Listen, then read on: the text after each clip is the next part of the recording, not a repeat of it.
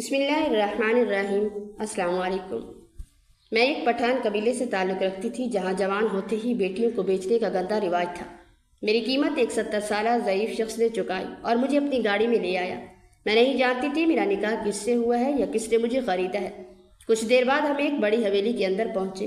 اس بوڑھے شخص نے مجھے ایک ملازمہ کے حوالے کیا جو مجھے عالیشان کمرے میں لے گئی اور مجھے دلہن کی طرح گھونگھٹ اڑا کر بٹھا دیا۔ اور پھر جب کچھ دیر بعد دروازہ کھلا اور میرا شوہر کمرے میں داخل ہوا تو میرے ہوش اڑ گئے، کیونکہ وہ تو ہمارے گھر کی فضا آج بوجھل اور گھٹی گھٹی سی تھی۔ گرم ہوا کے تھپیڑے ایسے محسوس ہو رہے تھے جیسے کوئی جلتی ہوئی ہو۔ سورج کی تپش نے دیواروں کو جلا کر راکھ کر دیا تھا، مگر میرے اندر کا موسم اس سے بھی زیادہ تباہال اور سرد تھا۔ میں صحن کے ایک کونے میں جہاں پرانی نیند کا سایہ بھی اب تپتی دھوپ کی تاب نہ لا کر سمٹ چکا تھا، گھٹنوں میں سردیے اپنی تقدیر کو کوس رہی تھی۔ میرے ہاتھ میں میٹرک کا رزلٹ کارڈ تھا اور وہ کاغذ کا ٹکڑا جو میرے خوابوں کی تعبیر تھا اور اب میری بربادی کا پروانہ بن چکا تھا۔ میں نے اسے سینے سے اس طرح لگا رکھا تھا جیسے یہ میری آخری سانس ہو۔ دور سے بابا کی بھاری اور کرخت آواز پورے گھر میں گونج رہی تھی۔ وہ کمرے سے طوفان کی طرح نکلے اور سیدھا میری طرف آئے۔ ان کی پیشانی پر بل تھے اور آنکھوں میں وہ درندگی تھی جو صرف ایک بیٹی کو غلام سمجھنے والے باپ کی ہو سکتی ہے۔ ان کے چہرے پر غصے کے آثار اتنے نمایاں تھے کہ میں تھر تھر کانپ اٹھی۔ انہوں نے جھپٹ کر میرے ہاتھ سے وہ کاغذ چھینا اور صحن میں پھینک دیا، جہاں وہ چلائے، تم آج کے بعد اسکول نہیں جاؤ گی، یہ تعلیم تمہارے کسی کام کی نہیں آنی۔ میں ان کے قدموں میں گر گئی اور روتے ہوئے التجا کرنے لگی، بابا ایسا مت کریں، میں پڑھنا چاہتی ہوں، میں کچھ بننا چاہتی ہوں، آپ مجھے اس طرح گھر میں قید نہ کریں، میں آپ کی خدمت کروں گی، میں کھیتوں میں کام کر لوں گی، لیکن میری تعلیم مت چھینیں۔ مگر میرا رونا ان کے پتھر دل پر کوئی اثر نہ کر سکا۔ مورے دور کھڑی بے بسی سے مجھے دیکھ رہی تھی۔ ان کی آنکھوں میں آنسو تھے مگر وہ سہم کر ایک طرف کھڑی تھی۔ ان کا دل شاید میرے ساتھ دھڑک رہا تھا، لیکن زبان پر بابا کے خوف کا تالا لگا ہوا تھا۔ میں نے مورے کی طرف ہاتھ بڑھائے، مورے آپ ہی کچھ کہیں بابا سے، میری زندگی تباہ ہو جائے گی۔ مورے نے آہستہ سے بابا کی طرف دیکھا اور ان کی آواز میں لرزش تھی۔ اسے جانے دیں، یہ پڑھ لکھ کر ہمارا نام روشن کرے گی، اسے ہمارے مقدر کا ستارہ بننے دیں۔ بابا نے اڑ کر مورے کو ایک ایسی گھورتی ہوئی نظر ڈالی کہ وہ مزید کچھ نہ کہہ سکی۔ پھر وہ میری طرف متوجہ ہوئے، تمہیں نہیں پتہ یہ دنیا کیسی ہے، میں نے فیصلہ کر لیا ہے، میں تمہاری شادی کر دوں گا، تم چلی جاؤ گی تو باقی بیٹیوں کے لیے راستہ صاف ہو جائے گا اور میں ان مصیبتوں سے آزاد ہو جاؤں گا۔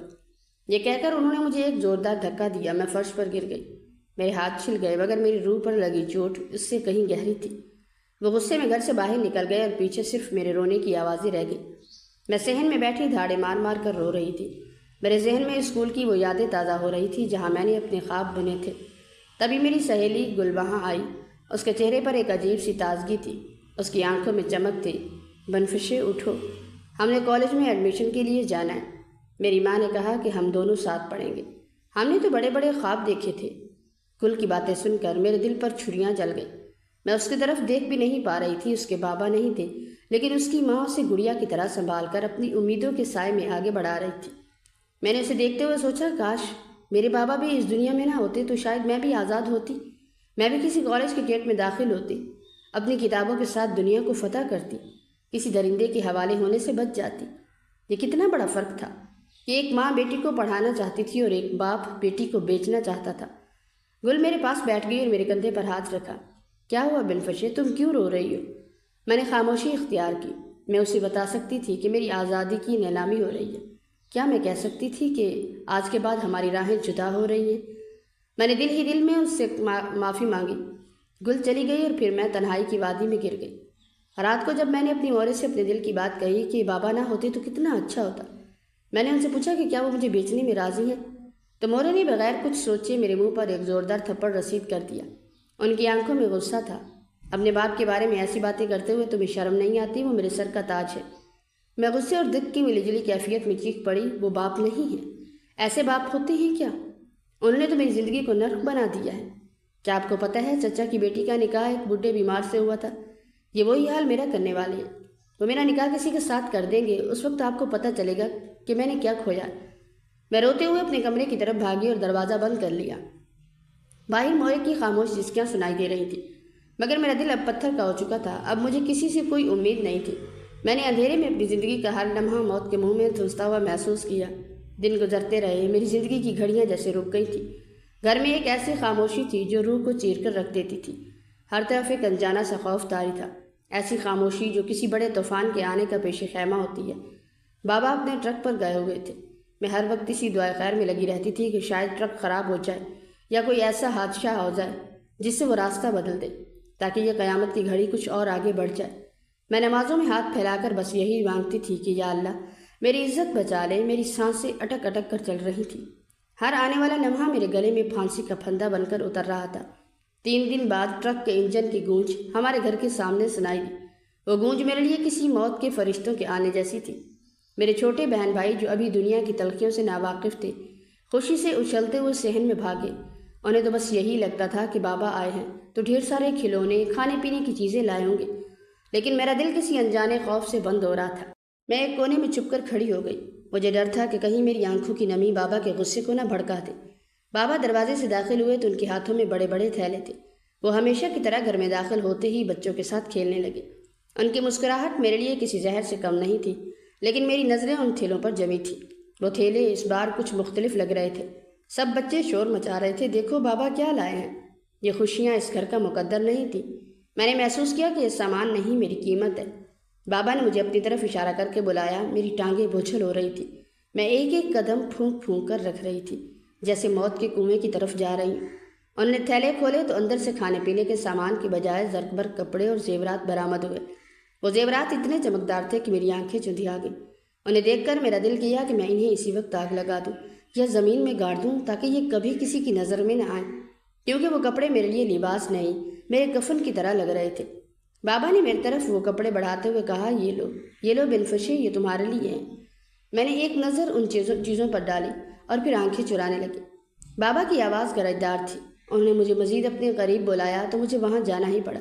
میں ان کے سامنے کھڑی تھی تو انہوں نے میرے سر پر ہاتھ رکھا، جو مجھے کسی خنجر کی نوک جیسا محسوس ہوا۔ وہ کہنے لگے، بیٹے یہ یہاں کا دستور ہے، اگر میں نے تمہیں جلد سے جلد تمہارے گھر کے حوالے نہ کیا تو گندے لوگوں کی نظریں تم پر پڑ جائیں گی، اور میں یہ نہیں چاہتا کہ تم پر کوئی اور نظر ڈالے۔ میری روح کانپ اٹھی۔ میں نے روتے ہوئے ان کی آنکھوں میں دیکھا، کیا آپ میری حفاظت نہیں کر سکتے؟ ایک باپ تو اپنی اولاد کی ڈھال ہوتا ہے، آپ مجھے کیوں بیچ رہے ہیں؟ کیا آپ کا پیار صرف اتنی سی قیمت کا ہے؟ وہ میری یہ باتیں سن کر غصے سے تلملا اٹھے۔ انہوں نے اپنا ہاتھ میرے سر سے ہٹا لیا اور چیخ کر بولے، تم مجھے برا بھلا کہہ رہی ہو؟ تم مجھے برا بھلا کیوں کہہ رہی ہو؟ تم ایسی باتیں کیوں کر رہی ہو؟ میں حفاظت کر سکتا ہوں اور آج تک کرتا آیا ہوں۔ بس میں تمہارا بوجھ اتارنا چاہتا ہوں۔ پیچھے بھی تمہاری 5 بہنوں کی لائن لگی ہوئی ہے، انہیں بھی تو میں نے ہی بیانا ہے۔ میرے ساتھ مزید بحث مت کرو، جمعہ کو تمہارا نکاح ہے، تیاری کر لو۔ یہ کہہ کر بابا وہاں سے اٹھ کر چلے گئے۔ میں صدمے سے وہیں ساکت کھڑی رہ گئی۔ یہ ظلم تھا۔ میں ٹوٹ کر اپنی مورے کے کاندھے پر جا گری اور پھوٹ پھوٹ کر رونے لگی۔ مورے میرا سر سہلا رہی تھی، وہ مجھے دلاسا دینے کی ناکام کوشش کر رہی تھی۔ مجھ سے کہہ رہی تھی، صبر کرو بن فشے، ضروری نہیں کہ تمہاری شادی کسی بڈھے یا بیمار سے ہو، کوئی عام انسان بھی تو ہو سکتا ہے۔ تم خام خواہ دل چھوٹا کر رہی ہو۔ لیکن مورے نہیں جانتی تھی کہ یہ سودا بہت پہلے ہو چکا ہے۔ میں نے روتے ہوئے ان کے کان میں سرگوشی کی، مورے آپ کو کیا لگتا ہے یہ سب کیا ہے؟ مجھے معلوم ہے بابا نے پیسے لے لیے ہیں، اور یہ پیسے دینے والے کوئی عام لوگ نہیں ہوتے۔ میں مورے کے بازوؤں سے الگ ہوئی اور اپنے کمرے میں آ کر فرش پر گر گئی۔ میری پوری دنیا اندھیروں میں ڈوب چکی تھی۔ اس وقت مجھے محسوس ہوا کہ اس گھر میں میری جگہ صرف ایک سامان کی ہے۔ میں نے اپنی زندگی کے ہر خواب کو مرتے ہوئے دیکھا۔ وہ رات میری زندگی کی آخری امید بھی ساتھ لے گئی تھی۔ میں بس اب اسی انتظار میں تھی کہ جمعہ آئے اور میری زندگی کا چراغ گل ہو جائے۔ میں فرش پر لیٹی سسکیاں بھر رہی تھی۔ کمرے کی تاریکی مجھے نگل رہی تھی۔ دیواروں پر لٹکی تصویریں جیسے مجھے دیکھ کر ہنس رہی تھی۔ کیا یہی تھا میرا انجام؟ کیا میری ساری محنت، میرے سارے خواب صرف اس لیے تھے کہ میں کسی بوڑھے کے گھر کی نوکرانی بن جاؤں گی؟ میرے ذہن میں چچا کی بیٹی کا وہ حلیہ گھوم گیا۔ وہ کتنی زندہ دل لڑکی تھی، کیسے کھلکھلا کر ہنستی تھی، لیکن جب اس کا نکاح ہوا تو اس کی آنکھوں کی چمک ہمیشہ کے لیے ختم ہو گئی۔ وہ اب ایک ایسی عورت تھی جس کا کوئی وجود نہیں تھا۔ میں نے اپنے ہاتھوں کی لکیروں کو دیکھا۔ ان لکیروں میں کہیں کوئی خوشی کی لکیر نہیں تھی، صرف درد اور بے بسی کا ایک نہ ختم ہونے والا سلسلہ تھا۔ مجھے یاد آیا کہ کل تک میں سوچتی تھی کہ میں بڑی ہو کر ڈاکٹر بنوں گی، لوگوں کی تکلیف دور کروں گی، لیکن آج میں خود اس تکلیف کے دریا میں ڈوبی ہوئی تھی جس سے نکلنے کا کوئی راستہ نہیں تھا۔ باہر سے ہوا کے جھونکے آ رہے تھے۔ وہ ہوا بھی کتنی بے رحم تھی، اسے میری چیخیں سنائی نہیں دے رہی تھیں۔ مورے شاید دروازے کے پاس ہی کھڑی تھی۔ ان کے پیروں کی آہٹ سے مجھے اندازہ ہو رہا تھا، لیکن وہ اندر نہیں آ رہی تھی۔ شاید وہ بھی جانتی تھی کہ اب وہ مجھے کچھ نہیں دے سکتی۔ نہ تسلی، نہ کوئی امید۔ وہ بھی اس سودے میں شریک تھی، بے شک خاموشی صحیح، لیکن وہ خاموشی بھی ایک جرم تھی، ایک ایسا جرم جو ساری وہ زندگی دھوتی رہیں گی۔ میں نے کروٹ بدلی، فرش کی ٹھنڈک میرے بدن کو چھو رہی تھی، مگر میرے دل کی آگ کسی صورت کم نہیں ہو رہی تھی۔ میں نے دیوار سے سر ٹکرایا، 1 بار، 2 بار، 3 بار۔ مجھے درد کا احساس نہیں تھا، میری روح پہلے ہی زخمی تھی۔ کاش میں یہاں سے بھاگ سکتی، کاش کوئی فرشتہ آتا اور مجھے یہاں سے اڑا کر لے جاتا، مگر لگتا تھا کہ یہاں تو فرشتوں کا بھی گزر نہیں تھا، یہاں صرف رواج کا پہرا تھا۔ وہ رواج جو بیٹیوں کو بیچتا ہے، وہ رواج جو عورت کی عزت کو چند روپے کے عوض نیلام کرتا ہے۔ میں سوچنے لگی کہ آخر میری بابا کو مجھ سے اتنی نفرت کیوں ہے؟ کیا میں ان کی بیٹی نہیں ہوں؟ کیا ان کے خون میں میرے لیے محبت کا ایک قطرہ بھی نہیں؟ شاید میری پیدائش ہی ان کے لیے ایک مصیبت تھی، شاید وہ مجھے دیکھ کر اپنی کامیابی کا عکس دیکھتی ہوں، لیکن اس کا یہ مطلب تو نہیں ہے کہ وہ میری زندگی ہی داؤ پر لگا دے۔ میں روتے روتے تھک گئی تھی، میری آنکھیں سوج کر پتھر ہو چکی تھی۔ میں نے اللہ سے دعا کی، یا اللہ اگر یہ میری قسمت ہے تو مجھے پہلے ہی اٹھا لے، میں یہ ظلم نہیں دیکھ سکتی، میں نہیں دیکھ سکتی کہ میرے باپ کی مسکراہٹ میری بربادی پر مبنی ہے۔ میں نے اپنی آنسوں کو پوچھنے کی کوشش کی، لیکن وہ رکنے کا نام نہیں لے رہے تھے، وہ سیلاب کی طرح بہہ رہے تھے۔ میری قمیض ان سے بھیگ چکی تھی، مجھے لگا کہ جیسے میری زندگی کے تمام رنگ مٹ چکے ہیں، اب صرف سیاہ اور خاکستری رنگ ہی میری دنیا میں باقی بچے ہیں۔ رات گہری ہو رہی تھی، باہر کتے کے بھونکنے کی آوازیں آ رہی تھیں، وہ آوازیں میرے دل کو چیر رہی تھیں۔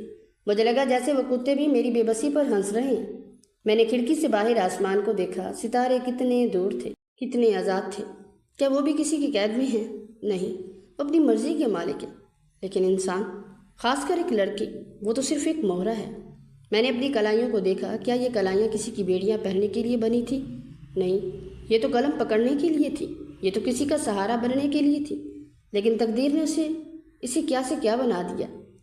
میں نے اپنے آپ کو ایک ایسے اندھیرے کنویں میں پایا جہاں روشنی کی کوئی کرن نہیں تھی۔ کیا یہ سب ختم ہو جائے گا؟ کیا نکاح کے بعد بھی وہی بن جاؤں گی جو باقی عورتیں بن جاتی ہیں؟ کیا میں بھی خاموش ہو جاؤں گی؟ کیا میں بھی اپنی خواہشات کو دفن کر دوں گی؟ یہ سوچ کر ہی میری چیخ نکل گئی، لیکن میں نے اپنے منہ پر ہاتھ رکھ لیا۔ میں نہیں چاہتی تھی کہ بابا یا مورے کو میری تکلیف کا علم ہو، انہیں تو بس میرے نکاح کی فکر تھی، انہیں تو بس اس بات سے غرض تھی کہ رقم مل گئی، باقی سب کچھ تو محض رسمی تھا۔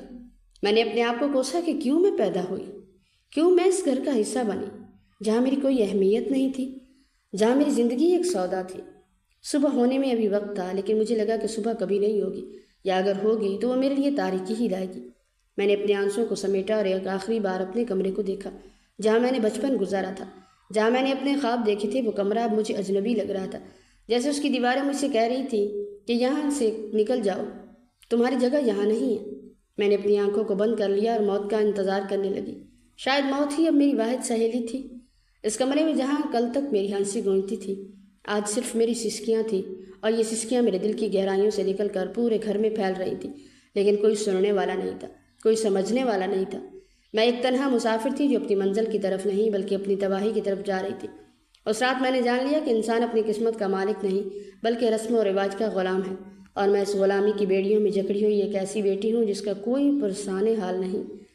میں نے ان کپڑوں کو دیکھا جو بابا لائے تھے، وہ کپڑے نہیں میری بربادی کا نشان تھے، ان کی چمک دمک میری آنکھوں میں کانٹوں کی طرح چبھ رہی تھی۔ مجھے ایسا لگ رہا تھا جیسے کوئی مجھے زندہ دفن کر رہا ہو۔ کمرے کی دیواریں مجھے گھور رہی تھیں، ایسا محسوس ہوتا تھا جیسے یہ دیواریں بھی میری مجبوری پر تماشا دیکھ رہی ہیں۔ میں نے آسمان کی طرف ہاتھ اٹھائے اور کہا، اے اللہ، تو دیکھ رہا ہے نا میری بے بسی؟ میرا باپ مجھے نیلام کر رہا ہے، میرا باپ میری زندگی کا سودا کر رہا ہے۔ میں اس رات سو نہیں سکی۔ میری آنکھوں کے سامنے چچا کی بیٹی کا وہ منظر گھوم رہا تھا جس کا نکاح ایک بوڑھے بیمار سے ہوا تھا، جس کی آنکھیں سفید ہو چکی تھی اور جسم سے سرانڈ آتی تھی۔ کیا وہی میری قسمت ہے؟ کیا یہی ایک بیٹی کا مقدر ہے، وہ اپنے باپ کے ہاتھوں کی کٹ پتلی بن کر رہ جائے؟ میں نے رات بھر دیواروں سے سر ٹکرایا اور بس روتی رہی۔ میرے آنسو خشک ہو چکے تھے، لیکن دل کی جلن کم نہ ہوئی۔ اس رات میں نے محسوس کیا کہ انسانیت سے زیادہ اہم پیسے اور رسم و رواج بن چکے ہیں، اور میں اس رسم و رواج کی قربان گاہ پر ذبح ہونے کے لیے تیار کھڑی تھی۔ اگلے 2 دن مجھے کسی خواب کی طرح محسوس ہوئے، جیسے میری روح میرے جسم سے نکل چکی ہو، اور میں بس ایک زندہ لاش کی طرح گھر میں گھوم رہی تھی۔ میں نے کھانا پینا چھوڑ دیا تھا۔ بابا کی نظریں مجھ پر تھیں، لیکن ان کی نظروں میں محبت نہیں، ایک سوداگر کی ہوشیاری تھی۔ وہ مجھے دیکھ کر مسکراتے تو میری ہڈیوں میں کپ کپی سی دوڑ جاتی۔ یہ 2 دن میری زندگی کے آخری آزاد دن تھے۔ مجھے معلوم تھا کہ اس کے بعد میرا کوئی وجود نہیں ہوگا، میں صرف ایک خریدی ہوئی چیز ہوں گی جس کا کوئی اپنا نہیں ہوگا۔ میں اپنی بہنوں کو دیکھتی تو مجھے ان پر ترس آتا کہ آنے والے وقت میں ان کے ساتھ بھی یہی سلوک ہوگا۔ کیا یہ سلسلہ کبھی ختم نہیں ہوگا؟ کیا ہم صرف بیچنے کے لیے پیدا ہوئی تھی؟ میرا دل چیخنا چاہتا ہے لیکن زبان بند تھی، کیونکہ یہاں عورت کی آواز اس کی عزت کے خلاف سمجھی جاتی ہے، اور میں اپنی عزت کی دہائی دے دے کر اس ذلت کے گڑھے میں گرائی جا رہی تھی۔ مجھے اپنی مورے سے ہمدردی تھی، کیونکہ وہ بھی میری طرح مجبور تھی۔ وہ بھی وہی دیکھ رہی تھی جو میں دیکھ رہی تھی، لیکن ان کے ہاتھ بندھے ہوئے تھے۔ وہ زبان کھولتی تو بابا انہیں بھی گھر سے نکال دیتے۔ میں نے تنہائی میں اللہ سے دعا کی کہ یا اللہ مجھے اس نکاح سے پہلے اٹھا لے، لیکن شاید میری موت بھی مجھے اس ذلت سے بچانے کے لیے تیار نہیں تھی۔ میں نے اس کمرے میں بند رہ کر اپنا ہر لمحہ اذیت میں گزارا۔ مورے اکثر میرے پاس آتی تھی اور مجھے کھانے کے لیے کہتی تھی، لیکن میں ہر بار انکار کر دیتی تھی۔ ان کی آنکھوں میں پچھتاوا دیکھ کر میرا دل مزید زخمی ہو جاتا تھا۔ بابا کا غصہ بڑھتا جا رہا تھا۔ وہ جانتے تھے کہ میں مزاحمت کر رہی ہوں، لیکن ان کے نزدیک میری مرضی کی کوئی حیثیت نہیں تھی۔ ان کے لیے میرا نکاح ایک ذمہ داری سے چھٹکارا پانے کا نام تھا۔ وہ اس بات سے بے خبر تھے کہ اس نکاح کے بعد وہ اپنی بیٹی کا خون کرنے والے ہیں۔ میرا ذہن مسلسل کام کر رہا تھا کہ اس سے کیسے بچا جائے، لیکن ہر راستہ بند تھا۔ کوئی دروازہ کھلا نہیں تھا۔ میں گھر میں قید تھی اور باہر دنیا میں میری نیلامی کی تیاریاں ہو رہی تھیں۔ وہ کپڑے جو بابا لائے تھے وہ بھی اب ایک کونے میں پڑے تھے۔ میں نے ان کی طرف دیکھنا بھی چھوڑ دیا تھا، کیونکہ وہ میرے لیے زہر کا پیالہ تھے۔ میری زندگی کے آخری دن میں نے اسی اندھیرے کمرے میں گزارے، اور اب جمعہ کا دن قریب آ رہا تھا، وہ دن جس نے میری پوری زندگی بدل دینی تھی اور مجھے کسی اجنبی کی ملکیت بنا دینا تھا۔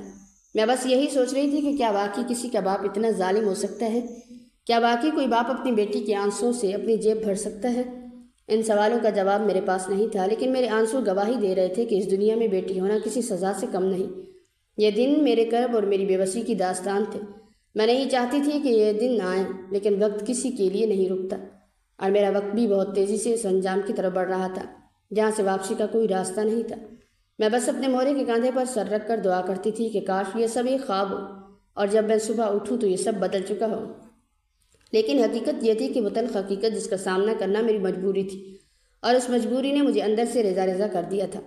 میں اپنی زندگی کے آخری لمحات کو جی رہی تھی۔ مجھے یاد ہے کیسے میں نے کھڑکی سے باہر دیکھا تھا۔ وہاں پرندے آزادی سے اڑ رہے تھے۔ ان کے لیے کوئی نکاح نہیں تھا، کوئی بوڑھا خریدار نہیں تھا۔ کیا میں ان پرندوں سے بھی گئی گزری تھی کہ میں اپنی زندگی کا فیصلہ خود نہیں کر سکتی تھی؟ میرا وجود مٹی کے ایک ایسے ڈھیر کی طرح تھا جسے جب چاہے کوئی بھی روند کر گزر جائے۔ کمرے کے کونے میں کھڑی وہ پرانی الماری جس میں میری کتابیں رکھی تھی آج مجھے کھا رہی تھی۔ میں نے سوچا کہ کیا یہ کتابیں اب کبھی نہیں کھولی جائیں گی؟ وہ علم جس کے لیے میں نے راتیں جاگ کر گزاری تھی، کیا وہ اب کسی راگ کے ڈھیر میں بدل جائے گا؟ مورے کی آنکھوں میں جو نمی تھی وہ مجھے بتا رہی تھی کہ وہ بھی اس ظلم کے خلاف بولنا چاہتی تھی، لیکن ایک پشتون قبیلے کی عورت کی خاموشی ہی اس کی تقدیر ہوتی ہے۔ میں نے ان کا ہاتھ تھاما تو وہ کانپ رہی تھی۔ میں نے دیکھا کہ وہ خود بھی اپنی بیٹی کی بربادی کو دیکھ کر اندر سے مر رہی تھی، لیکن ان کی بے بسی مجھ سے بھی زیادہ گہری تھی۔ 3 دن کا وہ وقفہ میری زندگی کی طویل ترین اور تاریک ترین راتوں کا مجموعہ تھا۔ گھر کا ہر کونا مجھے میری موت کی امید سنا رہا تھا۔ میں نے اپنا کھانا پینا مکمل طور پر ترک کر دیا تھا۔ میرا جسم اب صرف ہڈیوں کا ایک ڈھانچہ بن چکا تھا۔ بابا کی نظروں میں میری کمزوری ہمدردی پیدا کرنے کی بجائے غصہ بھڑکا رہی تھی۔ ایک صبح وہ کمرے میں داخل ہوئے تو ان کے ہاتھوں میں کھانے کی پلیٹ تھی۔ وہ میرے پاس آ کر کھڑے ہو گئے اور حکم دیا کہ اسے کھاؤ۔ میں نے اپنا چہرہ دیوار کی طرف گھما لیا تو انہوں نے میرے بالوں کو مٹھی میں بھر کر زور سے پیچھے کھینچا اور میرا جبڑا زبردستی کھول کر ایک نوالا میرے منہ میں ٹھونس دیا۔ میں نے اس نوالے کو نگلنے کی بجائے اگل دیا۔ میری آنکھوں میں آنسو تھے۔ بابا نے دل ملا کر میرے منہ پر ایک زوردار تھپڑ رسید کیا جس سے میرا سر دیوار سے ٹکرایا اور مجھے کچھ پل کے لیے سب کچھ دھندلا نظر آنے لگا۔ وہ غصے سے چلائے، اگر تم نے خود کو مار لیا تو میں جھوٹا ثابت ہو جاؤں گا۔ یہ سن کر مجھے لگا جیسے کسی نے میرے وجود پر زہر پھینک دیا۔ ان کے لیے میری زندگی نہیں میری قیمت اہم تھی۔ اگلی صبح کا سورج ایک اور قیامت لے کر طلوع ہوا۔ بابا نے ٹرک سے کچھ اور تھیلے نکالے اور میرے کمرے میں لا کر پٹخ دیے۔ ان میں سونے کے زیورات اور قیمتی کپڑے تھے۔ انہوں نے مجھے حکم دیا کہ انہیں الماری میں رکھو۔ میں نے ان کی طرف دیکھا بھی نہیں۔ میں زمین پر بیٹھی خلاؤں کو گھور رہی تھی۔ انہوں نے ایک بار پھر اپنی طاقت کا مظاہرہ کیا اور میرے چہرے پر وہ تھپڑ مارا کہ میرا گال سوج گیا۔ وہ غصے سے دھاڑتے ہوئے وہاں سے نکل گئے۔ میں وہیں پڑی رہی۔ ان زیورات کی چمک مجھے اپنی غلامی کی زنجیریں لگ رہی تھیں۔ یہ سب میرے لیے قبر کی مٹی کے برابر تھے۔ کبھی کبھی میں یہ بھی سوچتی تھی کہ آخر وہ مجھ پر اتنا خرچہ کیوں کر رہے ہیں۔ پہلے میں نے اپنے قبیلے میں ایسا کبھی نہیں دیکھا تھا۔ جب لڑکیوں کو بیچا جاتا تھا تو وہ صرف نکاح کر کے ہی بھیج دیا جاتا تھا، کوئی سامان وغیرہ نہیں دیا جاتا تھا۔ مگر بابا تو بہت ساری خریداری کر رہے تھے۔ وہ تو سونے کے زیورات بھی لائے تھے، مجھے کچھ سمجھ نہیں آ رہا تھا۔ میں اپنے کمرے میں کرسی کے ساتھ ٹیک لگا کر بیٹھی تھی کہ اچانک سے مجھے باہر کسی کی آواز سنائی دی۔ میں باہر نکلنا چاہتی تھی، میں دیکھنا چاہتی تھی کہ وہ کون ہے جو اتنی دھیمی آواز میں بات کر رہے ہیں۔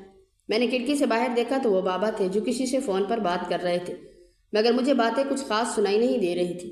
پھر مجھے باہر نکلنا ہی پڑا، ان کا رخ دوسری طرف تھا۔ میں برآمدے میں چھپ کر کھڑی ہو گئی، وہ کسی سے فون پر بات کر رہے تھے۔ کیا آپ کی مرضی کے مطابق میں نے آپ کی ہونے والی بیوی کے لیے سارا سامان خرید لیا اور پیسے بھی میرے پاس پہنچ گئے تھے۔ رخصتی کے وقت یہ سارا سامان اس کے ساتھ آئے گا۔ پھر پتہ نہیں دوسری طرف کہ آدمی نے کیا کہا کہ بابا مسکراتے ہوئے بولے، مجھے تو خود نہیں پتا کہ میری بیٹی کا نکاح کس سے ہے، بس مجھے پیسے مل گئے ہیں اور اس دن ہی آپ سے ملاقات ہوگی۔ یہ کہہ کر پھر وہ ایک اور کہکا لگانے لگے۔ مجھے لگ رہا تھا کہ یہ سب وہ بڑی خوشی میں کر رہے ہیں کیونکہ انہیں دوسری طرف سے بھاری رقم ملی تھی۔ اب تو مجھے اور بھی ڈر لگنے لگا تھا، میری آنکھوں سے آنسو بہتے جا رہے تھے۔ میں فوراً سے اپنے کمرے میں آئی اور خود کو ایک مرتبہ پھر سے کمرے میں بند کر لیا۔ میں نے خود کو شیشے میں دیکھا تو میری آنکھیں رو رو کر سوج چکی تھی اور چہرہ پیلا پڑ گیا تھا۔ میری روح کانپ رہی تھی کہ پتہ نہیں وہ کون شخص ہوگا جسے بابا نے آج تک نہیں دیکھا۔ بس ایسے ہی فون پر ہی سودا پکا کر دیا۔ پتہ نہیں انہوں نے میرے عوض کتنی رقم لی تھی، یہ تو میں نہیں جانتی تھی، لیکن مجھے ان کی خوشی سے محسوس ہو رہا تھا کہ رقم کافی بھاری ہے، جو ان کے ایمان پر بھی ایک بوجھ بن گئی ہے کہ انہیں میری ناراضگی سے کوئی فرق نہیں پڑ رہا تھا۔ کچھ دیر تو میں یوں ہی روتی دھوتی رہی، لیکن پھر مجھے احساس ہوا کہ میرے رونے دھونے سے کسی کو کوئی فرق نہیں پڑ رہا، میں کیوں خود کو ہلکان کر رہی ہوں۔ لیکن یہ سوچ آنے کے اگلے ہی لمحے میں پھر سے رونے لگی۔ اب مجھے لگ رہا تھا کہ ساری زندگی میں نے ایسا ہی رونا ہے، ایسے ہی رونا ہے۔ مجھے اپنے محلے دار کا واقعہ بھی آج تک یاد ہے، جسے ایک پاگل سے پیسوں کے عوض بیاہ دیا گیا تھا اور شادی کے 1 سال بعد ہی وہ طلاق لے کر آ گئی تھی، کیونکہ اس پاگل نے غصے میں آ کر اسے طلاق دے دی تھی۔ میں یہ شادی نہیں کرنا چاہتی تھی، مجھے اس میں کوئی دلچسپی نہیں تھی، بلکہ مجھے خوف محسوس ہو رہا تھا۔ لیکن جب میں نے طلاق کے بارے میں سوچا تو میری روح اور بھی کانپ گئی۔ اگر میرے ساتھ بھی یہی ہوا اور میں طلاق کا داغ لگا کر واپس آ گئی تو بابا مجھے اپنے گھر سے ہی نکال دیں گے۔ یہی سوچ سوچ کر میرا دماغ پھٹ رہا تھا اور پھر میں اپنے بستر پر جا کر بیٹھ گئی اور وقت یوں ہی گزرتا گیا۔ تھوڑی دیر بعد میں نے اپنی الماری میں رکھی اپنی بچپن کی تصویروں کو دیکھا۔ ان تصویروں میں وہ بنفشے تھی جو خواب دیکھتی تھی، جو ڈاکٹر بننا چاہتی تھی۔ اب جو بچا تھا وہ صرف ایک زندہ لاش تھی جسے کل نکاح کے نام پر ذبح کیا جانا تھا۔ گھر میں ہر طرف ایک عجیب سا سناٹا تھا، ایسا سناٹا جو میرے کانوں کے پردے پھاڑ رہا تھا۔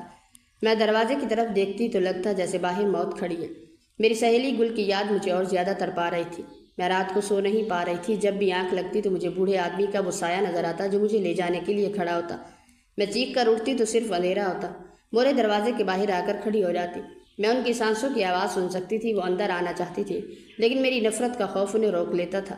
میں ان سے کوئی بات نہیں کرنا چاہتی تھی کیونکہ اس وقت وہ مجھے میرے ظالم باپ کی شریک نظر آتی تھی۔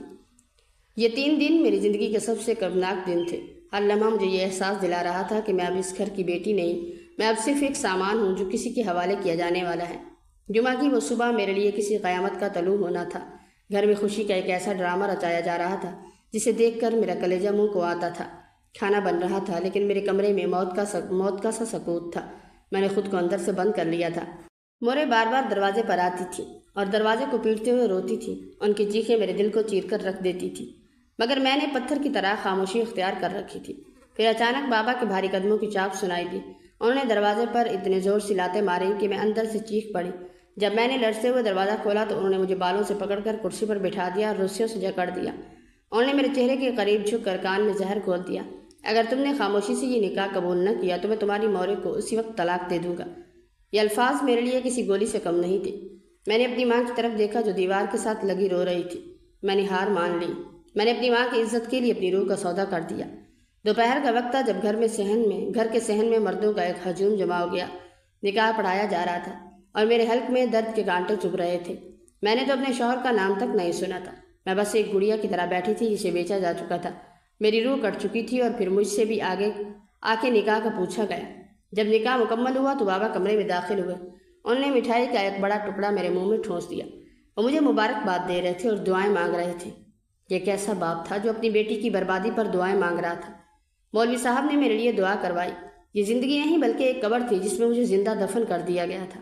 اس دن میں نے جان لیا کہ دنیا میں بیٹی کا کوئی نصیب نہیں ہوتا، اس کا نصیب صرف وہی ہے جو اس کا باپ لکھ دے، اور میرے باپ نے میرے نصیب میں صرف سیاہی اور ظلم لکھ دیا تھا۔ کچھ دیر بعد گھر سے نکلنے کا وہ منحوس لمحہ آ گیا، وہ لمحہ جس کے بارے میں ہم لڑکیاں سوچ کر ہی کانپ اٹھتی تھی۔ کانپ اٹھتی ہیں جب ایک بیٹی کا اپنے باپ کے گھر سے رشتہ ہمیشہ کے لیے ٹوٹ جاتا ہے۔ لیکن میری رخصتی تو کسی جنازے سے بھی بدتر تھی۔ میرے جنازے میں تو شاید لوگ دعا کے لیے ہاتھ اٹھاتے، لیکن یہاں تو میری بربادی پر مٹھائیاں بانٹی جا رہی تھی۔ میں اپنے کمرے سے باہر نکلی تو مورے سامنے کھڑی تھی۔ ان کے چہرے پر ایک ایسی ویرانی تھی جو صرف ایک ایسی ماں ہی محسوس کر سکتی ہے جس نے اپنی آنکھوں کے سامنے اپنی اولاد کا سودا ہوتے دیکھا۔ میں ان کے گلے لگ کر اس طرح روئی کہ میری آواز گھر کی بوسیدہ دیواروں سے ٹکرا کر واپس آ رہی تھی۔ مورے نے مجھے مضبوطی سے بھینچ لیا۔ ان کی ڈھلکتی ہوئی آنکھوں سے آنسو میرے دوپٹے کو بھگو رہے تھے۔ وہ مجھے دنیا کی ہر مصیبت سے بچانا چاہتی تھی، مگر ان کے ہاتھ بندھے ہوئے تھے۔ وہ بے بس تھی، وہ بس روتی رہی اور مجھے دعائیں دیتی رہی، مگر ان کی ان دعاؤں میں بھی مجھے اپنی موت کی بو آ رہی تھی۔ مجھے محسوس ہو رہا تھا جیسے یہ دعائیں نہیں، میری قبر کے لیے مٹی ڈالی جا رہی ہے۔ میں نے مڑ کر بابا کی طرف دیکھا۔ وہ گھر کے صحن میں بڑے ڈٹھائی سے کھڑے تھے۔ ان کے چہرے پر ذرا بھر بھی شرمندگی نہیں تھی، بلکہ ایک عجیب سی شفاف مسکراہٹ تھی۔ وہ مسکراہٹ جو کسی سوداگر کے چہرے پر ہوتی ہے جب اس کا مال کامیابی سے فروخت ہو جائے اور اس کی جیب بھاری ہو جائے۔ ان کی جیب میں وہ رقم تھی جس کے بدلے انہوں نے اپنے خون کے رشتے کو بیچ دیا تھا۔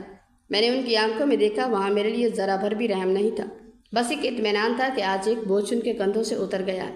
مجھے لگا کہ اس لمحے میں ان کے لیے ایک انسان نہیں، ایک شے تھی جسے اب کسی اور کے حوالے کیا جا رہا تھا۔ میں نے بابا سے ایک بار کہنا چاہا کہ مجھے مت بھیجے، مگر حلق میں الفاظ دم توڑ گئے۔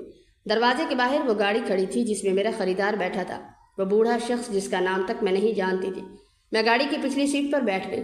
گاڑی چل پڑی اور میں نے پیچھے مڑ کر اپنے گھر کو دیکھا، وہ گھر جہاں میں نے اپنی بچپن کی یادیں چھوڑی تھی، جہاں میں اپنی سہیلیوں کے ساتھ ہنستی تھی۔ وہ گھر اب میرے لیے اجنبی ہو چکا تھا۔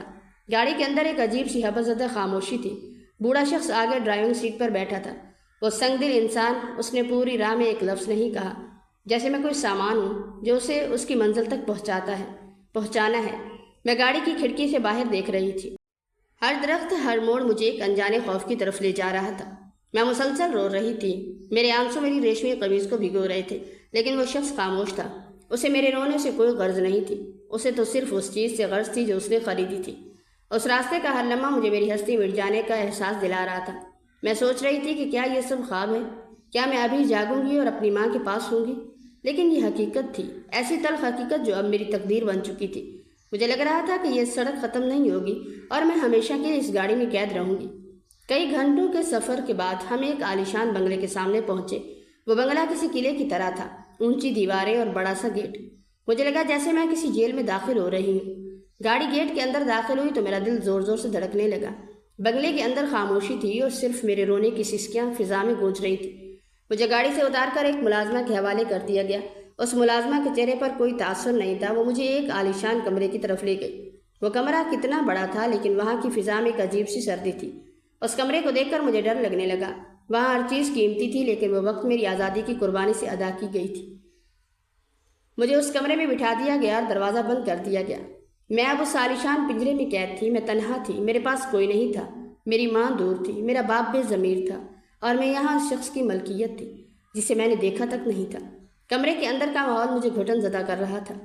میں نے دیواروں کو دیکھا، ان پر لگی تصویروں کو دیکھا، سب کچھ اجنبی تھا۔ مجھے محسوس ہوا کہ یہ بنگلہ نہیں، یہ میری قبر ہے۔ میں گھٹنوں میں سر دیے رونے لگی۔ کیا یہ میرا مقدر تھا؟ کیا بیٹی ہونا اس دنیا میں جرم ہے؟ میں نے اللہ سے دعا کی کہ یا تو مجھے اٹھا لے یا اس ذلت سے نکال دے، لیکن میری پکار سننے والا کوئی نہیں تھا۔ اس عالیشان کمرے میں گھڑی کی ٹک ٹک میری دھڑکنوں سے زیادہ زوردار سنائی دے رہی تھی۔ میں دلہن کا جوڑا پہنے، گھونگھٹ اوڑھے بیڈ کے کنارے پر بکھری پڑی تھی۔ میرا پورا جسم کانپ رہا تھا اور ہر لمحہ مجھے کسی زلزلے کی طرح محسوس ہو رہا تھا۔ میں سوچ رہی تھی کہ اب بوڑھا شخص اندر آئے گا، وہ میرے قریب آئے گا اور میری زندگی کا آخری چراغ بھی بجھا دے گا۔ کمرے کی در و دیوار مجھے اپنی تنگ نظر سے گھور رہے تھے۔ میں نے دعا کی کہ یا تو میری روح نکل جائے یا پھر زمین پھٹ جائے۔ تبھی اچانک دروازے کے ہینڈل کے گھومنے کی آواز آئی۔ ایسا لگا جیسے کسی نے میرے دل پر خنجر مار دیا۔ میں نے اپنی آنکھیں سختی سے بند کر لی۔ دروازہ کھلا اور کسی کے قدموں کی آہٹ کمرے میں پھیل گئی۔ وہ آہستہ آہستہ میری طرف بڑھ رہا تھا۔ میرے کانوں میں اس کی بھاری سانسیں سنائی دے رہی تھیں۔ میں سانس روکے بیٹھی تھی۔ تبھی اس شخص نے اپنا ہاتھ بڑھایا اور میرے سر سے گھونگھٹ اٹھا دیا۔ میں نے لرزتی ہوئی نظریں اوپر اٹھائیں، میری چیخ حلق میں ہی دم توڑ گئی۔ میری آنکھیں پھٹی کی پھٹی رہ گئی۔ میرے سامنے وہ بوڑھا شخص نہیں تھا، وہ تو بادل خان تھا۔ میں نے لرزتی ہوئی نظریں اوپر اٹھائیں، میری چیخ حلق میں ہی دم توڑ گئی۔ میری آنکھیں پھٹی کی پھٹی رہ گئی۔ میرے سامنے وہ بوڑھا شخص نہیں تھا، وہ تو بادل خان تھا۔ بادل خان جو میرے اسکول کے راستے میں کھڑا رہتا تھا، جس کی موجودگی سے میرے دل میں ایک عجیب سی ہلچل مچی رہتی تھی۔ میں سکتے میں تھی۔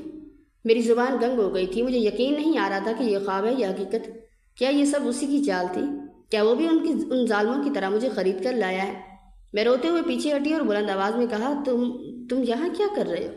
تم بھی انہی لوگوں کی طرح نکلے؟ میں سمجھتی تھی کہ تم دوسروں سے مختلف ہو، تم تو میرے اسکول کے باہر کھڑے رہتے تھے۔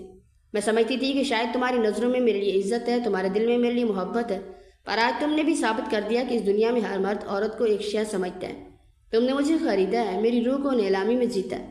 تم میں اور اس بوڑھے درندے میں کیا فرق ہے؟ تم تو میرے خوابوں کے قاتل ہو۔ بادل خان میرے سامنے سر جھکائے کھڑا تھا، اس کی آنکھوں میں ایک شدید پچھتاوا تھا۔ وہ آہستہ سے میرے قریب آیا اور میرا ہاتھ تھامنے کی کوشش کی۔ میں نے جھٹکے سے اپنا ہاتھ چھڑایا اور پھر رونے لگی۔ اس نے دکھ بھری آواز میں کہا، بنفشی میری بات تو سنو، تم سوچ رہی ہو ایسا نہیں ہے۔ میں تمہیں اس جہنم سے نکالنے کے لیے یہاں تک آیا ہوں۔ تمہیں یاد ہے جب میں دوسرے شہر سے یہاں کام کے سلسلے میں آتا تھا تو تم اسکول جاتی تھی، میں تمہیں روز دیکھتا تھا، میری آنکھوں میں تمہارے لیے عزت اور محبت تھی۔ میں نے کبھی بات کرنے کی ہمت اس لیے نہیں کی کہ تمہارے باپ کا خوف پورے علاقے میں تھا، لیکن جب مجھے پتا چلا کہ وہ تمہیں ایک بوڑھے کے ہاتھوں بیچ رہا ہے تو مجھ سے رہا نہیں گیا۔ میں نے اپنی ساری جمع پونجی تمہارے باپ کے قدموں میں ڈال دی تاکہ تم اس بوڑھے کی غلاظت سے بچ سکو۔ میں نے تمہیں خریدا نہیں ہے، میں نے تمہیں اس سوداگر کے پنجرے سے آزاد کروایا ہے۔ میری جان، میں تمہیں اپنی بیگم بنا کر لایا ہوں، اپنی کنیز نہیں۔ میں اس کی بات سن کر سکتے میں تھی، میرا سارا غصہ آنسوؤں میں بہہ رہا تھا۔ میں نے سسکیاں بھرتے ہوئے کہا، اگر تم واقعی مجھ سے محبت کرتے تھے تو کیا کوئی اور راستہ نہیں تھا؟ کیا مجھے یوں نیلام کر کے لانا ہی واحد حل تھا؟ لوگ کیا کہیں گے؟ میری عزت کا کیا؟ میرے باپ نے تو مجھے بیچ دیا، پر تم نے کیوں ایسا کیا؟ تم مجھے یوں ذلیل کر کے کیوں لا رہے ہو؟ بادل خان نے میرے دونوں ہاتھوں اپنے ہاتھوں میں لیے اور میرے ماتھے پر ایک طویل بوسہ دیا۔ اس کے بوسے میں ایک عجیب سی تسلی تھی۔ اس نے نرمی سے کہا، بنفشے اگر میں یہ سودا نہ کرتا تو تم آج کسی اور کے گھر میں ہوتی جہاں تمہاری زندگی کا کوئی مول نہیں تھا۔ میں نے دنیا کی پرواہ کرنا چھوڑ دیا، مجھے صرف تمہاری زندگی چاہیے تھی، تمہارا تحفظ چاہیے تھا۔ تم میری ہو اور میں وعدہ کرتا ہوں کہ میں تمہیں اس گھر میں کبھی کوئی دکھ نہیں پہنچاؤں گا۔ میں تمہیں پڑھاؤں گا، تمہارے وہ سارے خواب پورے کروں گا جو تم نے دیکھے تھے۔ میں تمہارا محافظ ہوں، تمہارا شوہر ہونے کے ساتھ میں تمہارا دوست بن کر رہوں گا۔ اس کے الفاظ نے میرے دل کی دیواروں کو ہلا کر رکھ دیا۔ جو ڈر میرے اندر تھا وہ بادل خان کی سچی باتوں سے پگھلنے لگا۔ میں اس کے سینے سے لگ کر پھوٹ پھوٹ کر رونے لگی۔ یہ رونا میری ساری زندگی کی اذیت کا نچوڑ تھا۔ بادل خان مجھے تسلی دیتا رہا اور وہ مجھے بتاتا رہا کہ کیسے اس نے رات بھر جاگ کر یہ پلان کیا تھا تاکہ وہ بوڑھے سے زیادہ بولی لگا سکے۔ اس نے بتایا کہ وہ کیسے میرے اسکول کے باہر گھنٹوں کھڑا رہتا تاکہ مجھے اسکول جاتے ہوئے دیکھ سکے۔ میں نے اس کے سینے پر سر رکھے ہوئے محسوس کیا کہ وہ بادل خان نہیں بلکہ وہ بادل ہے جو میری زندگی کی سوکھی زمین پر برسنے والا ہے۔ ہم دونوں رات بھر باتیں کرتے رہے۔ اس نے مجھے بتایا کہ وہ مجھے ایک نئی زندگی دے گا جہاں کوئی رسم و رواج نہیں، جہاں کوئی باپ اپنی بیٹی کو بیچ نہیں سکے گا۔ اس رات میں نے محسوس کیا کہ بادل خان کی محبت ہی میری اصل پناہ گاہ ہے۔ میں نے اللہ کا شکر ادا کیا کہ اس نے مجھے ایسے انسان کے حوالے کیا جو میری قدر کرنا جانتا تھا۔ میں اب جان چکی تھی کہ میری زندگی کا نیا باب شروع ہو چکا ہے، ایک ایسا باب جہاں صرف محبت اور سکون تھا۔ آہستہ آہستہ میری دھڑکنیں پرسکون ہو گئی، مجھے لگا جیسے میں طوفان سے نکل کر ساحل پر آ گئی ہوں۔ بادل خان نے میرے آنسو پونچھے اور کہا، بنفشے اب ہم یہاں سے کسی دور شہر جائیں گے جہاں کوئی ہمیں نہیں جانتا، وہاں ہم اپنی نئی دنیا بسائیں گے۔ تم اپنی پڑھائی جاری رکھو گی، تم ڈاکٹر بنو گی اور میں تمہارے ساتھ ایک سایہ بن کر رہوں گا۔ تم اس گھر کو اپنا گھر سمجھو، یہاں صرف تمہاری مرضی چلے گی۔ اس کی باتوں میں جو خلوص تھا اس نے میرے تمام خدشات کو مٹا دیا۔ میں نے اس کی طرف دیکھا اور مسکرا دی۔ پہلی بار میری مسکراہٹ میں کوئی دکھ نہیں تھا، یہ مسکراہٹ اس نئی زندگی کی نوید تھی جس کے لیے میں نے اتنی قربانیاں دی۔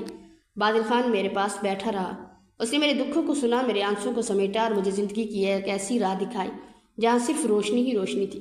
اب میں جانتی تھی کہ میری تقدیر میرے باپ کے ہاتھ میں نہیں بلکہ میرے اپنے فیصلوں اور اس محبت میں تھی جو بادل خان میرے لیے رکھتا تھا۔ میں نے دل ہی دل میں عہد کیا کہ میں کبھی ماضی کے اس دکھ کو اپنی نئی زندگی پر حاوی نہیں ہونے دوں گی۔ ہم دونوں نے اس رات ایک نیا عہد کیا، ایک ایسا عہد جو رسم و رواج کی ہر زنجیر کو توڑنے والا تھا۔ صبح کی پہلی کرن جب کمرے میں داخل ہوئی تو وہ میرے لیے ایک نئی امید کی طرح تھی۔ میں بادل خان کو دیکھ کر مسکرائی۔ اب کوئی ڈر نہیں تھا، اب کوئی بوڑھا شخص نہیں تھا، اب صرف ہم تھے اور ہماری محبت، ہماری زندگی اور ہمارے وہ خواب جو اب سچ ہونے والے تھے۔ میں نے اس کمرے کی کھڑکی کھولی، باہر پرندے چہچہا رہے تھے۔ مجھے لگا کہ وہ پرندے میری آزادی کا گیت سنا رہے ہیں۔ میری زندگی اب ایک آزاد پنچھی کی طرح تھی اور بادل خان وہ آسمان تھا جس میں مجھے اڑنا تھا۔ میں نے سوچ لیا کہ میں اپنے ماں باپ سے کبھی نہیں ملوں گی، اور پھر کچھ عرصہ بعد ہم دوسرے شہر میں شفٹ ہو گئے جہاں پر بابا کا سایہ تک نہیں تھا۔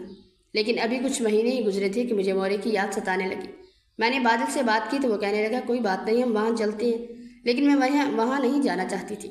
پھر انہوں نے موبائل پر اپنے کسی دوست کے ذریعے سے ہمارے محلے کے ایک آدمی کو کال کی اور پھر مورے کی مجھ سے فون پر بات ہوئی۔ وہ ساری داستان سن کر بہت زیادہ خوش ہوئی۔ وہ کہہ رہی تھی بیٹا کبھی واپس نہ آنا، بس کبھی کبھار مجھ سے فون پر بات کر لینا، یہی میرے لیے کافی ہے۔ وہ نہیں چاہتی تھی کہ میں واپس اس دلدل میں آؤں جس میں میری اور بہنیں اب شکار ہونے کے لیے تیار تھیں۔ میری ماں کے ان الفاظ میں چھپی ہوئی بے بسی اور کرب نے میرے دل کے ٹکڑے کر دیے۔ وہ جانتی تھی کہ اس قبیلے کی دیواریں کتنی ظالم ہیں اور وہاں بیٹیوں کا مستقبل صرف اور صرف غلامی کی کال کوٹریوں میں دفن ہوتا ہے۔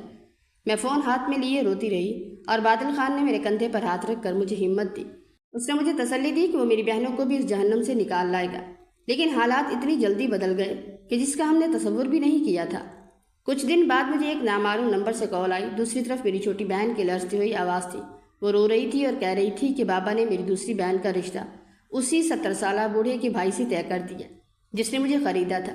یہ سن کر میرے پیروں تلے سے زمین نکل گئی۔ میں نے بادل سے ضد کی کہ ہمیں واپس جانا ہوگا، ہمیں اپنی بہنوں کو بچانا ہوگا۔ بادل خان نے مجھے بہت سمجھایا کہ یہ خطرناک ہے، وہاں ہماری جانوں کا خطرہ ہے، لیکن ایک بہن کا دل اپنی بہنوں کی تڑپ کو کیسے نظر انداز کر سکتا ہے۔ ہم نے فیصلہ کیا کہ ہم اپنی چھوٹی بہنوں کو اس ظلم کی چکی سے آزاد کرائیں گے۔ ہم اپنی نئی بستی سے نکل کر واپس اپنے علاقے کی طرف روانہ ہوئے۔ راستے میں ہر لمحہ مجھے ڈر لگ رہا تھا کہ کہیں بابا کے غنڈے ہمیں دیکھ نہ لیں۔ ہم نے وہاں پہنچ کر ایک ویران جگہ پر ڈیرا ڈالا۔ میں نے بادل کے دوست کے ذریعے اپنی بہن سے رابطہ کیا اور اس سے رات کے اندھیرے میں گھر سے نکلنے کا کہا۔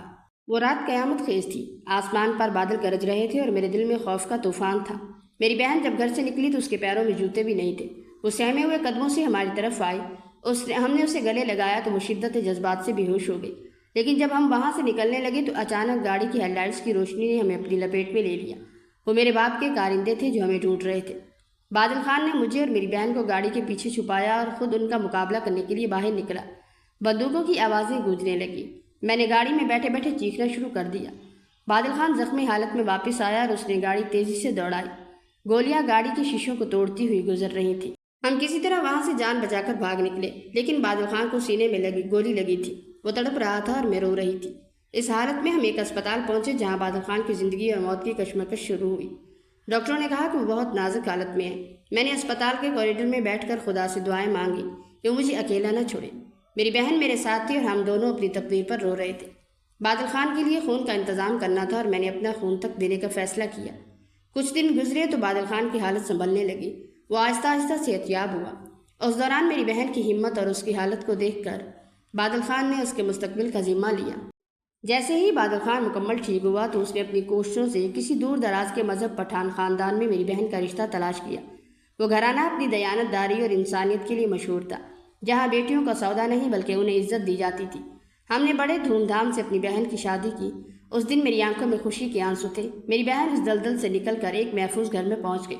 لیکن کہانی کا ایک اور بھیانک موڑ تب آیا جب ہمیں اطلاع ملی کہ وہ 70 سالہ بوڑھا جس نے مجھے خریدا تھا، اس کی میرے باپ کے ساتھ کسی رقم کے لین دین پر شدید لڑائی ہو گئی ہے۔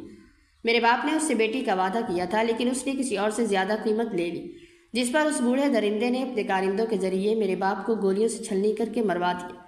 یہ خبر سن کر میں سکتے میں آ گئی۔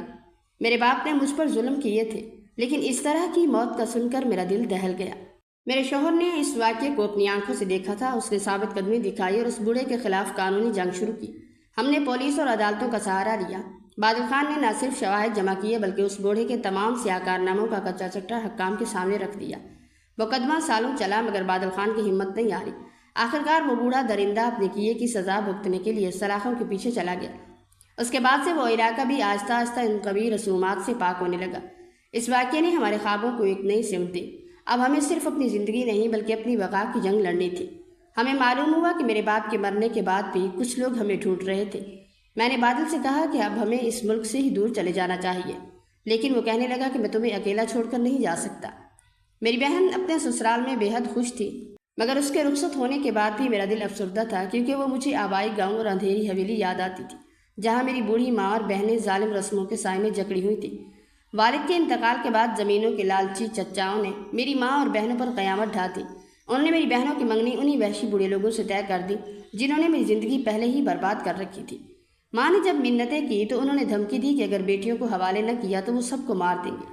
یہ دیکھ کر میرے غیرت مند شوہر بادل خان نے اس ظلم کو برداشت نہ کرنے کا عہد کیا اس نے کئی ماہ کی خفیہ منصوبہ بندی کی اور ایک رات جان پر کھیل کر اس ظالم حویلی میں داخل ہوا۔ اپنی بے پناہ جرت سے چچاؤں کی قید اور پہرے داروں کو چکمہ دے کر اس نے میری ماں اور تمام بہنوں کو بحفاظت بازیاب کرایا۔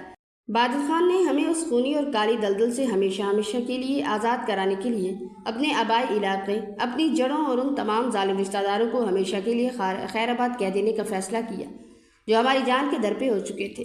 ہم نے راتوں رات اپنا سب کچھ وہیں چھوڑا اور سفر کا آغاز کیا، یہاں تک کہ بادل خان ہمیں پشاور کے ایک انتہائی پرفضا اور خوبصورت اور محفوظ پٹھان علاقے میں لے آیا، جہاں پٹھانوں کی اصل مذہب اور غیور روایات زندہ تھی۔ پشاور کے اس سرسبز اور پرسکون وادی میں پہنچ کر ہم نے ایک ایسی نئی دنیا کی بنیاد رکھی جہاں محبت، عزت اور تحفظ کا راج تھا۔ یہاں کوئی ظالم چچا نہیں تھا جو میری بہنوں کی زندگی کا سودا کر سکے، اور نہ ہی یہاں کوئی ایسی کالی اور فرسودہ رسم تھی جو بیٹوں کو بوجھ سمجھے۔ وقت کا پہیہ تیزی سے گھومتا رہا اور میری وہ معصوم بہنیں جو کبھی اپنے ہی گھر میں اسکول کی شکل دیکھنے کو ترستی تھی اور جن کے ہاتھوں میں رزلٹ کارڈ دے کر انہیں اسکول جانے سے روک دیا گیا تھا، آج وہ پشاور کے بہترین اور اعلیٰ تعلیمی اداروں میں جا کر اپنی پڑھائی مکمل کر رہی ہیں۔ وہ اب اپنے فیصلوں میں مکمل آزاد ہیں اور ان کے چہروں پر اب کسی خوف کا نام و نشان تک نہیں ہے۔ جب بھی میں اپنی بہنوں کو اپنے سامنے ہنستے مسکراتے، کتابیں پڑھتے اور اپنے روشن مستقبل کے خواب بنتے دیکھتی ہوں تو میری آنکھوں سے شکرانے کے آنسو جاری ہو جاتے ہیں اور میرا سر اپنے رب کے حضور سجدے میں گر جاتا ہے۔ اللہ تعالیٰ نے میرے صبر اور مصلحت کا ایسا بہترین صلہ دیا کہ میری زندگی کا ہر پرانا دکھ، درد اور تکلیف کافور ہو گئی۔ بادل خان نے نہ صرف مجھے اپنی شریک حیات بنا کر عزت دی بلکہ میری پوری فیملی کا تمام تر بوجھ، ان کی تعلیم، ان کا کھانا پینا اور ان کی شادیاں کرنے کی تمام تر ذمہ داریاں اپنے مضبوط کندھوں پر اٹھا لی۔ اللہ پاک نے ہماری محبت اور اس پاکیزہ سفر کو اولاد کی عظیم نعمت سے بھی نوازا اور مجھے ایک چاند جیسا پیارا بیٹا عطا کیا جو میری زندگی کی سب سے بڑی خوشی اور روشنی بن کر آیا۔ بادل خان نے میرے اس بیٹے کی پرورش اور تربیت ایک ایسی مثالی باپ کی طرح شروع کی جو معاشرے کے لیے ایک فخر کی بات ہے۔ وہ میرے بیٹے کو ایک ایسا سچا، غیرت مند اور مخلص پٹھان بنا رہا ہے جو عورت کی عزت کرنا، اس کی حفاظت کرنا اور اس کے حقوق کا مان رکھنا بچپن سے ہی سیکھ رہا ہے۔ بادل خان نے ہمارے ساتھ جو کچھ بھی کیا وہ ایک عام انسان یا عام شوہر کا کام نہیں تھا، بلکہ وہ تو خدا کی طرف سے بھیجا گیا ایک مسیحا تھا۔ اس نے نہ صرف میری عفت و عصمت کی حفاظت کی بلکہ میری پوری نسل کو، میری ماں کو اور میری بہنوں کو اس بیٹیوں کو بیچنے والی کالی لعنت کے اندھیروں سے نکال کر روشنی کا ایک نیا سفر عطا کیا۔ آج جب میں اپنی بوڑھی ماں کو اپنے گھر کے صحن میں بالکل پرسکون، مطمئن اور بغیر کسی ڈر یا خوف کے تسبیح پڑھتے اور زندگی گزارتے دیکھتی ہوں تو میرا ایمان اس بات پر اور زیادہ پختہ ہو جاتا ہے کہ جب انسان کی نیت سچی اور وہ اپنے حق کے لیے کھڑا ہو تو کائنات کا مالک اس کے لیے غیب سے راستے بنا دیتا ہے۔ مورے اب جب بھی اپنے اس نواسے کو بادل خان کی گود میں کھیلتے ہوئے دیکھتی ہے تو ان کی آنکھیں خوشی اور عقیدت سے بھر آتی ہیں اور وہ بادل خان کے سر پر اپنا کانپتا ہوا ہاتھ رکھ کر دل کی گہرائیوں سے روتے ہوئے یہ دعائیں دیتی ہے کہ بیٹا، اللہ پاک تجھے دنیا اور آخرت کی ہر خوشی عطا کرے، کیونکہ تو نے میری بیٹیوں کی خاطر اپنی جان لڑا کر ایک سگے اور فرما بردار بیٹے کا حق ادا کر دیا۔ وہ بیٹا جو شاید میرا اپنا سگا خون بھی ہوتا تو اس ظلم کے خلاف اس طرح کھڑا نہ ہو پاتا جس طرح تم ایک داماد اور شوہر ہونے کے باوجود ہمارے محافظ بن کر کھڑے ہو گئے۔ بادل خان نے بیٹے ہونے کا حق ادا کر دیا جس کی ہمارے پورے خاندان کو ضرورت تھی۔ ہم نے پشاور کے اس محفوظ گوشے میں اپنی پرانی پہچان، اپنے پرانے نام اور اپنے ماضی کے ان تمام بھیانک زخموں کو ہمیشہ کے لیے دفن کر دیا، اور اب ہمارے گھر میں چچاؤں کی اس ڈراؤنی اور کرخت آوازوں کی جگہ میرے بیٹے کی معصوم ہنسی اور میری بہنوں کی پڑھائی کی آوازیں گونجتی ہیں۔ میرے شوہر نے مجھے بھی ڈاکٹر بننے کے میرے خواب کو پورا کرنے کے لیے ہر ممکن سہولت دی اور میرا حوصلہ بڑھایا تاکہ میں معاشرے میں ایک باوقار مقام حاصل کر سکوں۔ دنیا میں جہاں لوگ پٹھان قبیلوں کی سخت روایات کا ذکر کرتے ہیں وہاں میرا شوہر اس بات کی زندہ مثال ہے کہ ایک سچا اور غیور پٹھان مرد اپنی عورت کی عزت، اس کی خوشی اور اس کے پورے خاندان کی بقا کے لیے پوری دنیا کے خلاف تنہا جنگ لڑ سکتا ہے اور فتح حاصل کر سکتا ہے۔ میری زندگی کی یہ داستان اب صرف میری کہانی نہیں رہی بلکہ یہ ان تمام مظلوم بیٹیوں کے لیے امید کی ایک روشن مشعل بن چکی ہے جو آج بھی کسی نہ کسی کونے میں ظلم کا شکار ہے۔ میں خدا کا لاکھ لاکھ شکر ادا کرتی ہوں کہ اس نے میری اتنی گھٹن اور مشکل زندگی کو بادل خان جیسے انسان کے ذریعے آسان کر دیا۔ مجھے دنیا کی تمام خوشیاں مل گئیں اور اب میرا ماضی صرف ایک قصہ بن کر رہ گیا جس نے مجھے جینا سکھایا، اور میرا حال ایک ایسی خوبصورت حقیقت ہے جس پر میں جتنا بھی فخر کروں وہ کم ہے۔ اب ہماری زندگی کا ہر لمحہ اللہ کے کرم، مسرت، سکون اور بادل خان کی اس لازوال محبت کے نام ہے جس نے میرے پورے وجود کو ایک نئی زندگی اور ایک نئی پہچان عطا کی ہے، اور میں اپنی اس خوبصورت اور پرسکون زندگی کے انجام پر بے حد خوش اور مطمئن ہوں۔ اے میرے رب، دنیا بھر کی تمام بیٹیوں کے نصیب روشن فرما، انہیں ان گھروں میں آباد کر جہاں ان کی عزت، قدر اور مان ہو، انہیں ہر ظالم رسم، ہر بری نظر اور ہر دکھ سے اپنے حفظ و امان میں رکھ۔ اے اللہ ہر بیٹی کو ایسا جیون ساتھی نصیب فرما جو بادل خان کی طرح اس کی ڈھال بنے، اس کے خوابوں کو اپنی ذمہ داری سمجھے اور اسے زندگی بھر سر آنکھوں پر بٹھائے رکھے، آمین یا رب العالمین۔